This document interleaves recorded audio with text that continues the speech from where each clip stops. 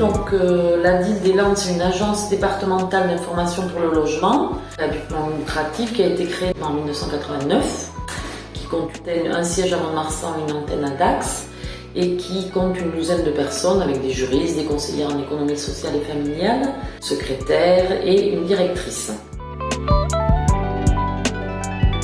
Le partenariat avec la Garantie Jeunes, il est intervenu en 2015. Et donc on a de suite souhaité travailler avec la mission locale puisqu'on a un petit peu la même philosophie de mission de service public. On fait un travail donc de proximité et de conseils gratuits et neutres. Donc il nous a semblé utile de faire des ateliers et des interventions pour les jeunes. D'autant plus que c'était un public qui n'allait pas spontanément vers la DIL. Il nous paraissait tout à fait logique de nous inscrire dans ce type d'intervention. Bon, mais c'est un partenariat qui fonctionne bien. Les jeunes sont quand même assez réceptifs. Au moins, ils savent où s'adresser si le renseignement n'est pas utile juste le jour où on les voit. Quand on est justement jeune avec des difficultés d'emploi et d'expérience, le logement c'est aussi un des domaines où il y a quand même des difficultés, des freins par rapport au fait d'être jeune. Les propriétaires peuvent être réticents à louer à des jeunes.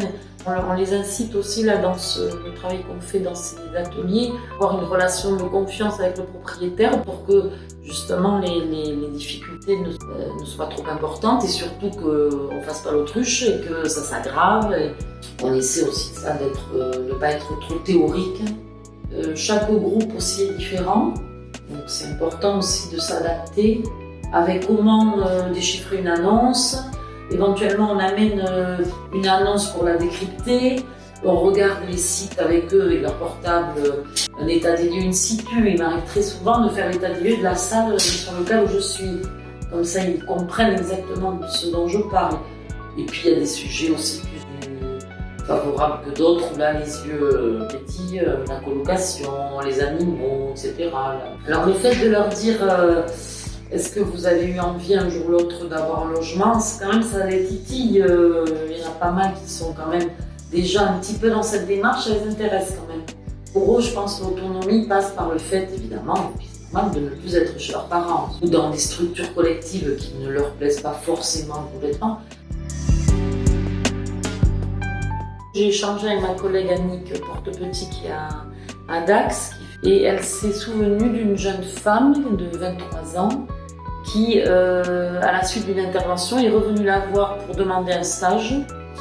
Elle a suivi Annick dans le conseil, dans son travail quotidien, et donc elle a beaucoup aimé ça l'a beaucoup intéressée. Du coup, elle donne des nouvelles et actuellement, elle est assistante juridique dans un cabinet d'avocats Bordeaux et reprend ses études. Donc, je trouve que c'était une anecdote positive.